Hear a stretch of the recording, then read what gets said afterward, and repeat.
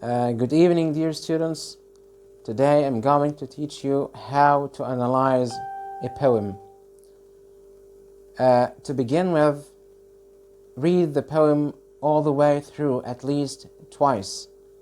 Read it aloud or listen to its recitation by someone. Poetry is related to music, so the sound is important.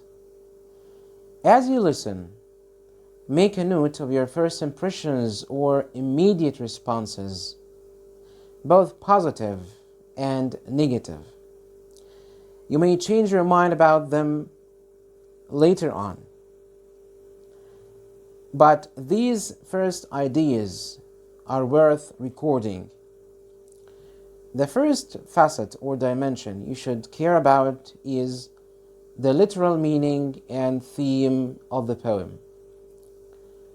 Before you can understand the poem as a whole, you have to start with an understanding of the individual words using a reliable dictionary. Use it to look up and write down at the same time the meanings of: number 1, words you don't know. Number 2, words you somewhat know. Number 3, any important words, even if you don't know them. Maybe they have more than one meaning, or maybe they can function as different parts of speech. If the poem was written a long time ago, maybe the history of the word matters, or maybe the meaning of the word has changed over the years. The Oxford English Dictionary, for example, can help you find out more about the history of a particular word. Use an encyclopedia or the internet to look up people and places mentioned in the poem. These allusions may be a key to the poet's socio-political attitudes and ideas. As you focus on the literal meanings of the words of the poem, you may see some patterns emerging patterns out of the poem.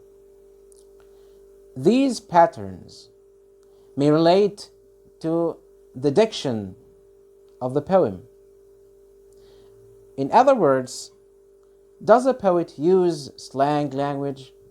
You can ask yourself, does the poet use slang language, formal English, foreign language phrases, for example, or professional language?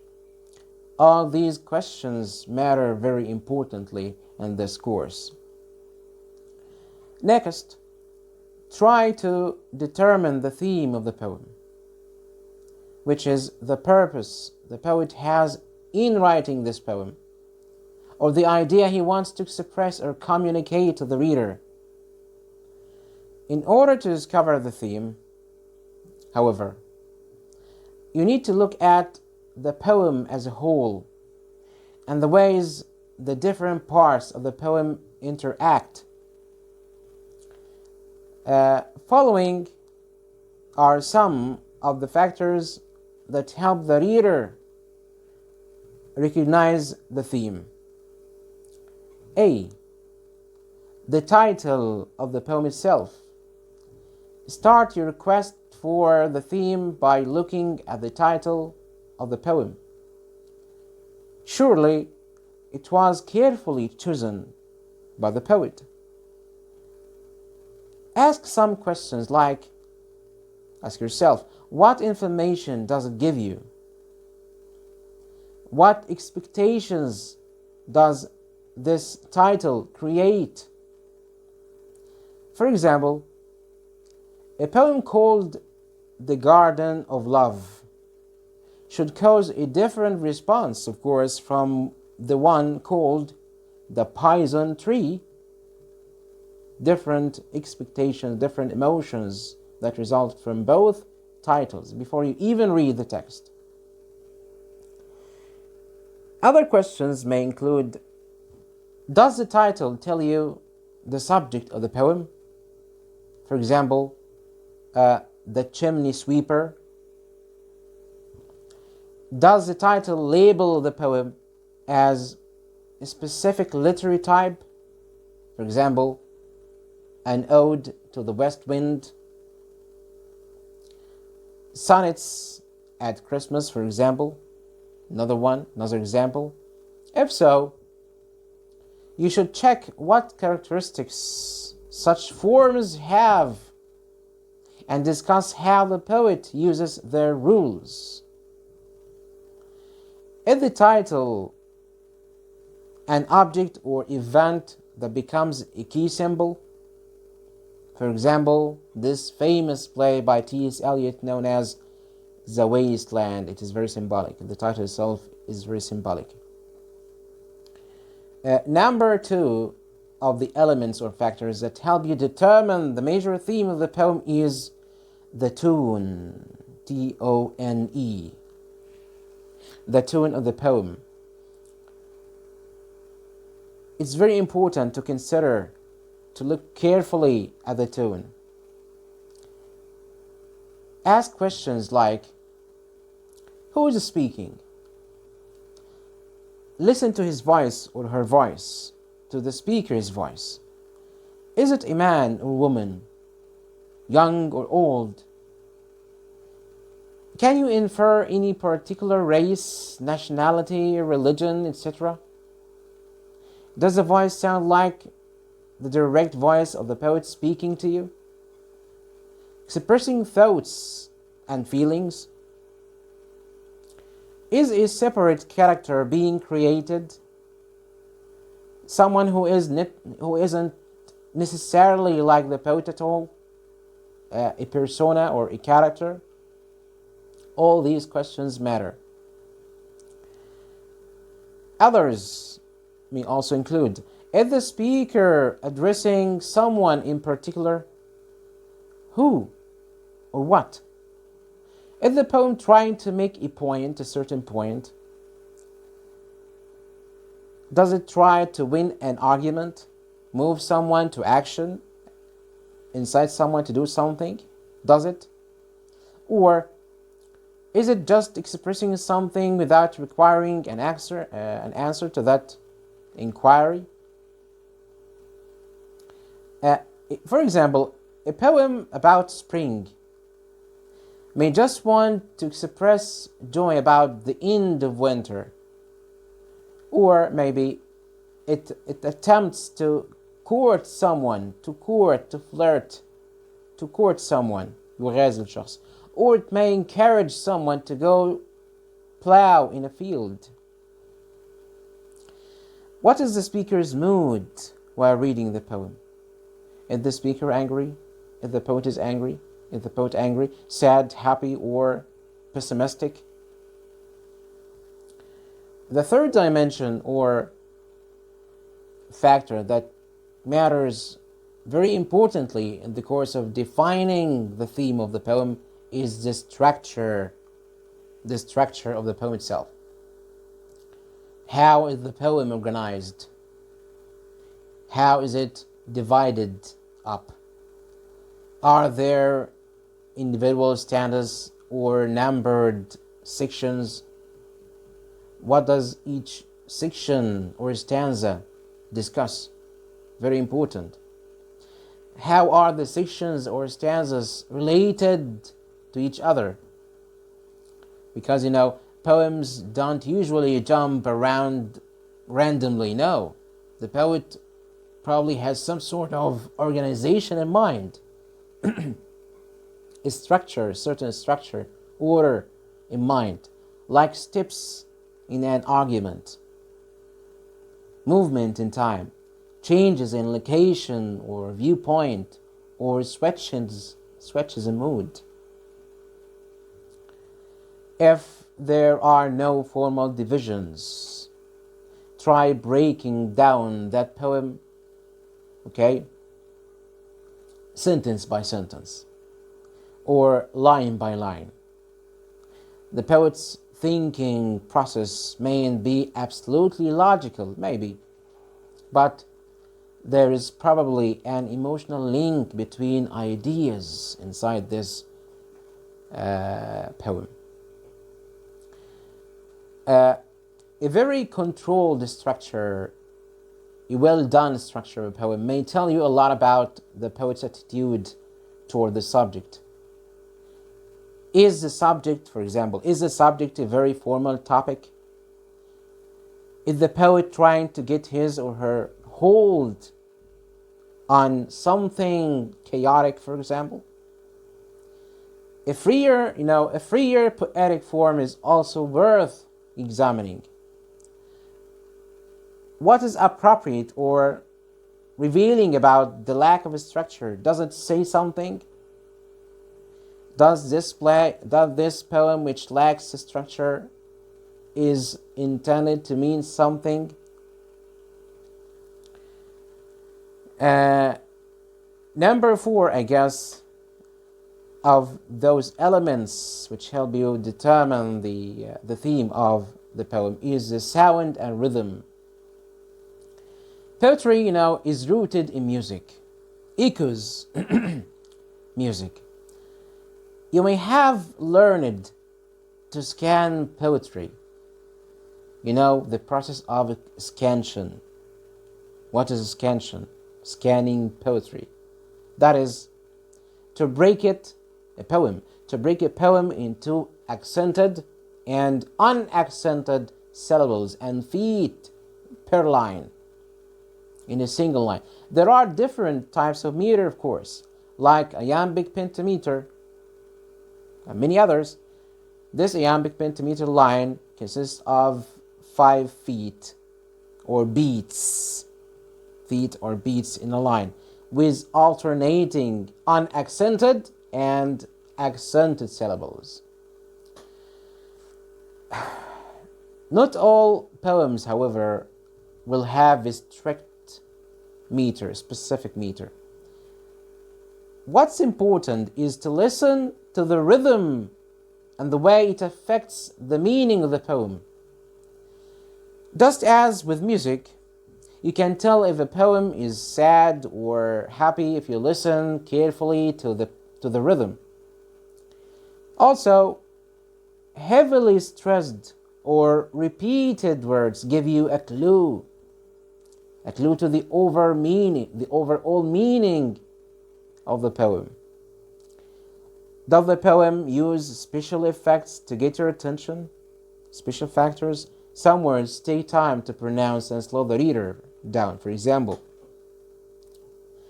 for instance, if you say, the plowman homeward plods his weary way, it's a line from one poem. This line echoes the slow plodding pace, slowness. Other words can hurry the reader along. Example, run the rapids. If you are unfamiliar with the terms alliteration, assonance, and onomatopoeia, you can look them up in the dictionary and see if they apply to your poem or not. But naming them is less important than experiencing their effect on the work you are examining. Applying such techniques and devices is more important, more useful than merely defining them. Does your poem rhyme? Does it have a rhyme? Is there a certain rhyme scheme? How does this rhyme affect your response to the poem? Is it humorous? Repetitious? Are there internal rhymes? Because sometimes rhymes within the lines instead of at the end of lines. Sometimes we have internal rhymes. If you read the poem aloud, do you hear the rhymes? They could be there without being emphasized, for example. How does the use of rhyme add to the meaning? Certain poetic forms or structures are supposed to follow specific rules of rhyme and meter. For example, the sonnets. In a sonnet, we have 4 quatrains, the first 3 composed of 4 lines each, and the final couplet called a heroic couplet. If you are studying a poem of this type, a sonnet, ask yourself if the poet followed the rules or broke them, and why. Number 5 or 6, number 5, I guess, of the elements or the factors determining the theme of the poem that help you determine the theme of the poem is the language and imagery. Very important. You begin reading a poem by making sure that you understand the dictionary meanings of the words of this poem, as I have declared or referred to before. Of course, dictionary meanings or denotative meaning, lexical meanings.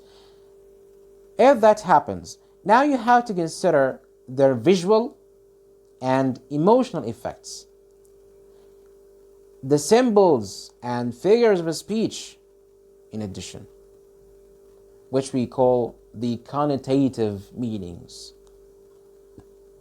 Look for the concrete pictures or images the poet has drawn on the page. Consider why these particular things have been chosen. If, for example, if an owl is described, this raptor, this bird of prey, an owl, if it is described by a poet, does that set up a mood of a poem or a time of day maybe? Does it? If a morning is described as misty, full of mist or foggy, what specific effects does that have? Are certain patterns built up? Clusters of words that have similar connotations? Are there any clusters of words that make up similar connotations? For example, descriptions of flowers on trees, or lamps, or children, are all pointing toward a theme involving spring, youth, and new birth. As for symbolism, of course, symbolism is often used in a poem. A symbol is an event or a physical object. An event or a physical object. A physical object may be anything, a person maybe, a place, whatever. This symbol represents something non-physical, such as an idea, a value, or an emotion. For example, a ring is symbolic of unity and marriage. A budding tree in the spring might symbolize life and fertility. A leafless tree, a tree without leaves, a leafless tree in the winter could be a symbol of death. Poets use techniques and devices like metaphors, similes, personification, symbolism, and analogies to compare one thing to another, either quickly and simply, as if you say, for example, when you say, he was a tiger. This is a metaphor done quickly and simply. Another one that would go slowly over a stanza, a whole stanza or a whole poem. You can have an extended metaphor. We call this an extended, long metaphor. There is a certain title or a certain name for such an extended metaphor, which we call conceit, conceit, C-O-N-C-E-I-T, conceit. A very complicated type of metaphor. Try to work out these details carefully. Which comparisons are stressed? Are they all positive? Answer questions like that. How are they connected? A description of birds, for example, birds flying could have any number of meanings. You can ask, are the birds fighting against the wind? Or are they soaring over mountains? Or are they circling around a carcass or a corpse of an animal? You should pay attention, close attention, and pick up the clues of the poem. Poems employ a series of images and symbols to build up mood, meaning, and theme. You need to take time to feel the mood, the meaning, the theme, and think about the overall meaning of or message of the poem. Thank you, and see you in next lectures, inshallah.